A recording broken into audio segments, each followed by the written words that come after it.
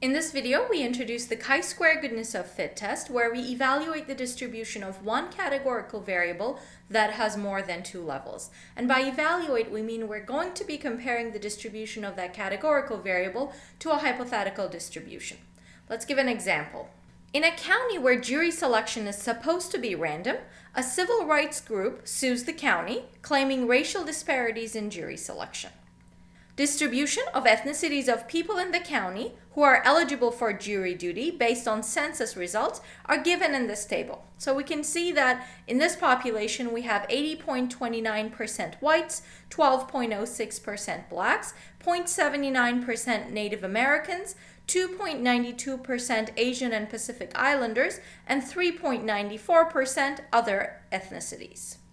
We are also given the distribution of 2,500 people who were selected for jury duty in the previous year. And we can see that of the 2,500 people, 1,920 were white, 347 were black, 19 were Native American, 84 were Asian and Pacific Islander, and 130 were categorized as other race or ethnicity. The court retains you as an independent expert to assess the statistical evidence that there was discrimination. You propose to formulate this issue as a hypothesis test. In this case, your null hypothesis, remember, always says there's nothing going on. People selected for jury duty are a simple random sample from the population of potential jurors. The observed counts of jurors from various race ethnicities follow the same ethnicity distribution in the population. Your alternative hypothesis says there is indeed something going on. In this case, you're hypothesizing that people selected for jury duty are not a simple random sample from the population of potential jurors. The observed counts of jurors from various ethnicities do not follow the same race ethnicity distribution in the population. So when we're evaluating the distribution of one categorical variable against this hypothetical distribution, that's the true distribution of potential jurors in our population, our null hypothesis says that the observed data follow the hypothesized distribution, and the alternative says that the observed data do not follow the hypothesized distribution. So how do we evaluate these hypotheses? We want to quantify how different the observed counts are from the expected counts. And if the observed counts are very different from the expected counts, in other words, the deviations are large from what would be expected based on sampling variation or simply chance alone, would provide strong evidence for the alternative hypothesis. This is called a goodness of fit test, since we're evaluating how well the observed data fit the unexpected distribution. If the jury selection is random, then we would expect the observed counts to follow the percentage distribution in the population, meaning that we would expect, for example, 80.29% of the 2,500 people to be white. That means that we would expect about 2,007 white jurors to be selected if in fact the jury selection is random. Now, this doesn't mean that that's exactly what is meant to happen. If the jury selection is random, we would of course expect some sampling variation or chance around this, but what we're going to be evaluating at the end of the day are the observed counts so different from the expected counts that we might suspect something is going on here, or are they only slightly off from the expected counts and we maybe wouldn't expect something to be going on here.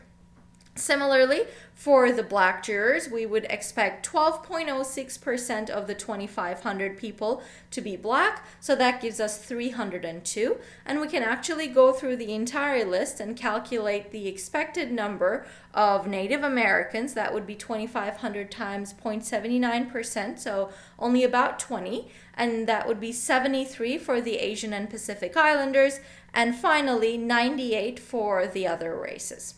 Once you do these expected calculations, you should always check to see that the counts that you calculated actually add up to your total sample size. So especially if you need to do a little bit of rounding to get these counts right, you want to make sure that your counts at the end of the day add up to your total sample size. And in this case, they in fact do. We are starting to introduce a new technique here, so let's go through the conditions required for this technique.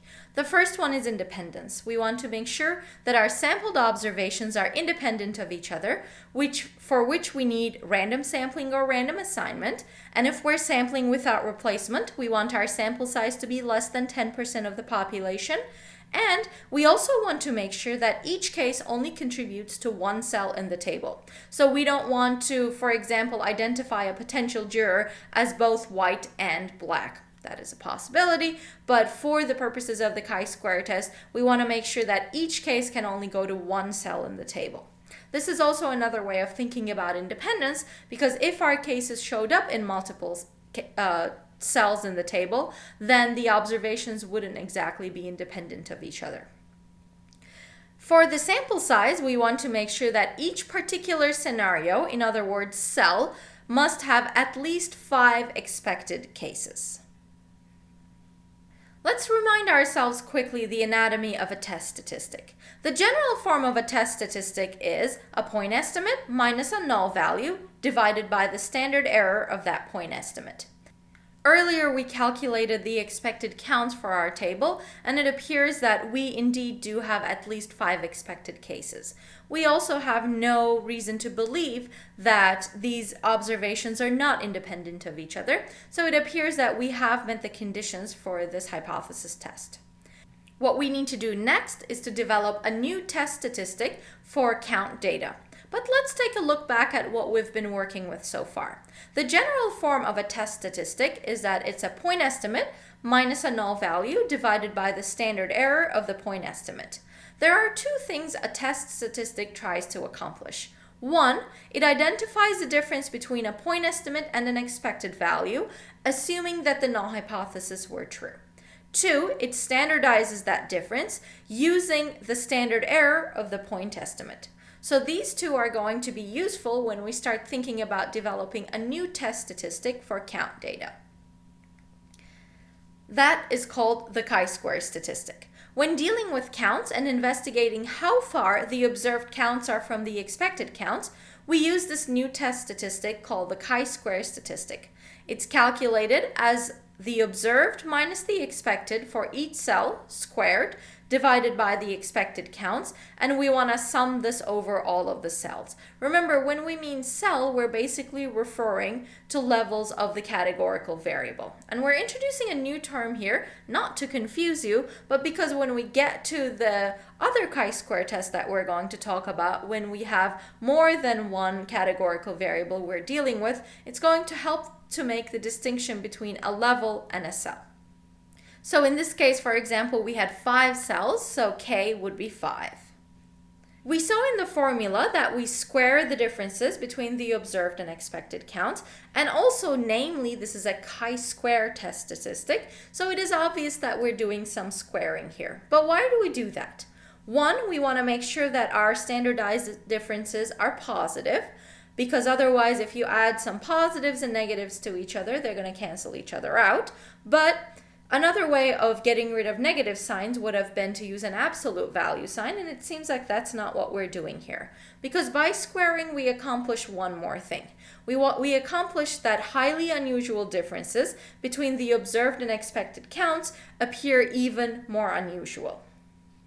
In order to determine if the calculated chi-square statistic is considered unusually high or not, we need to first describe its distribution.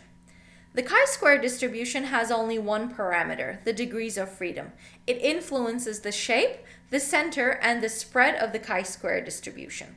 And for a goodness of fit test, the degrees of freedom can be calculated as k minus 1, where k stands for the number of cells. Here we can see a bunch of chi-square distributions starting from the blue thick line that has only 2 degrees of freedom, going up to the pink dotted line that has 9 degrees of freedom. Take a look over here and think about how the shape of the chi-square distribution changes, as well as the center and the spread as the degrees of freedom increases. So let's put everything that we've learned so far together. Our null hypothesis was that the observed counts of jurors from various race ethnicities follow the same ethnicity distribution in the population. Our alternative hypothesis was that they do not follow the same race ethnicity distribution in the population. To calculate the chi-square statistic, we're going to need those individual components. So for the chi-square statistic for this hypothesis test, for the first cell, whites, we take our observed count and subtract from that the expected and square that, and then we divide that by the expected count. Then we add to that the same quantity for the blacks. So that's going to be 347 minus 302 squared divided by 302 again, the expected count. And we can go through this for each one of the other cells as well.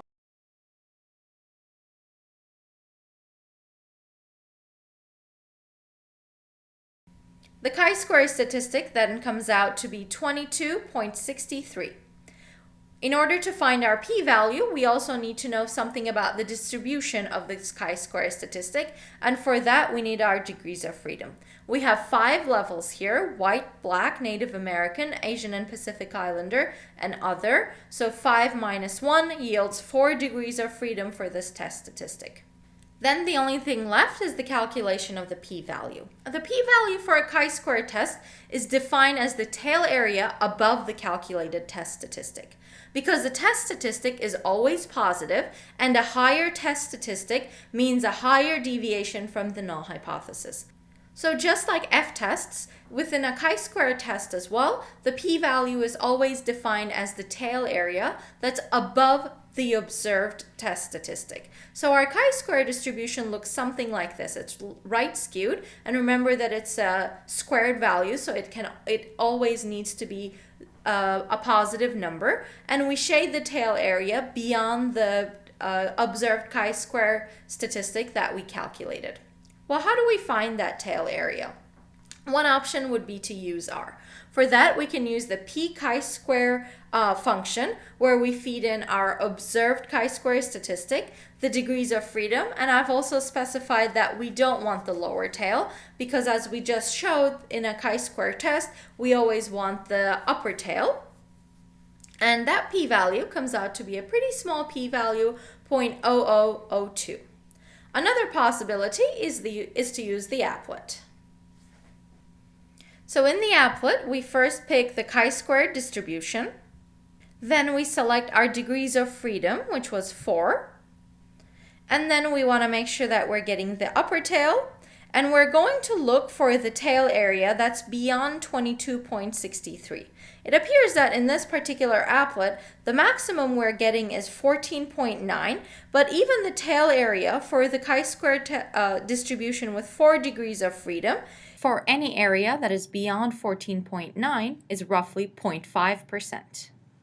Remember that our test statistic was much larger than 14.9, meaning that the tail area that's going to be left beyond that is going to be much smaller than 5%.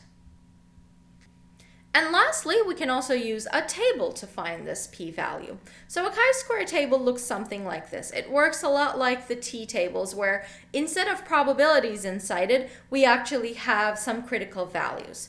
First, we want to locate the row that's associated with our degrees of freedom, so that's 4. And then within this row, we want to locate our observed chi-square statistic, which was 22.63. It seems like that value would be off the table, and it's going to be on the right side of the table, meaning that our p-value, so the tail area that's going to be left beyond it, is going to be going in the same direction as well. We can see that as we move to the right on this table, the p-values are getting smaller and smaller. Therefore, we can say that based on this table, our p-value is a number that's less than 0.001, which seems to agree with the exact p-value calculation from R. With such a small p-value, we would reject the null hypothesis, which in this context means that the data provide convincing evidence that the observed distribution of the counts of race ethnicities of jurors does not follow the distribution in the population.